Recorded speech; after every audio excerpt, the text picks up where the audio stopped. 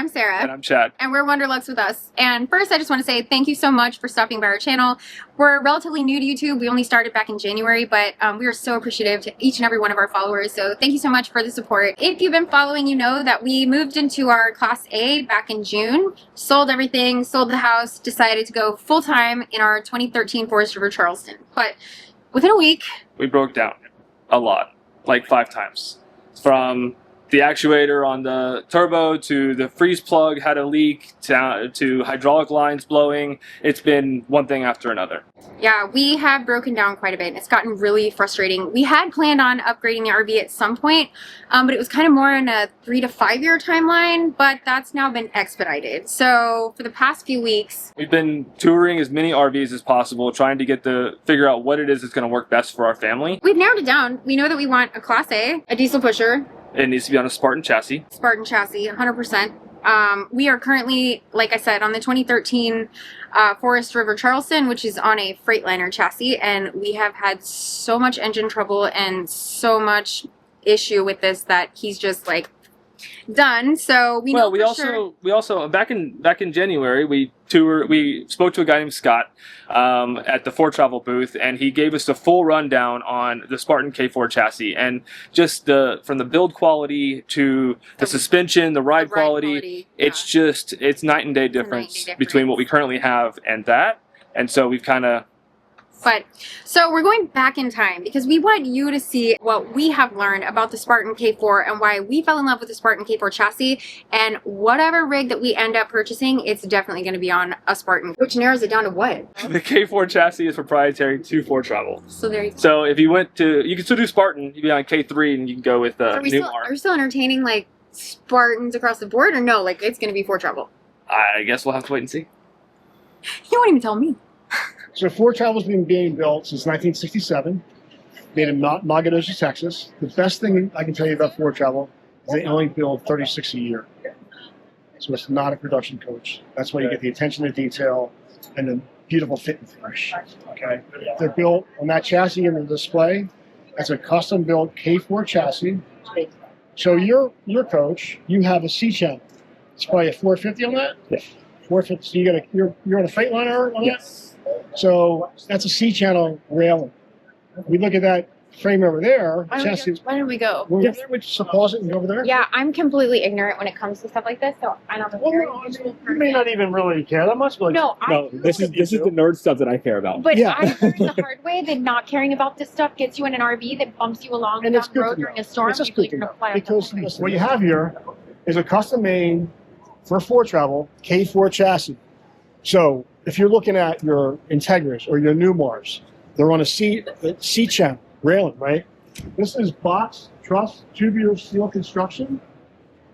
The difference is That's a mouthful. Boxed truss. box, tubular truss construction. construction. This Okay. is built at Spartan for Foretravel. This is going to be the next coach, 9586. This chassis is going to go to the factory. But what I'm getting to is that Integra, familiar, they do their X bracing. Newmar does their Star Foundation to truss that camber. Like your unit, they add support to pull the camber down on the rails to flatten them out. This arrives completely flat, tabletop flat, zero camber, ready to build. And if you look at this, the construction stands alone. It's impressive. Notice the taller baggage doors, like in your coach, right? This is much taller bay doors to access, okay?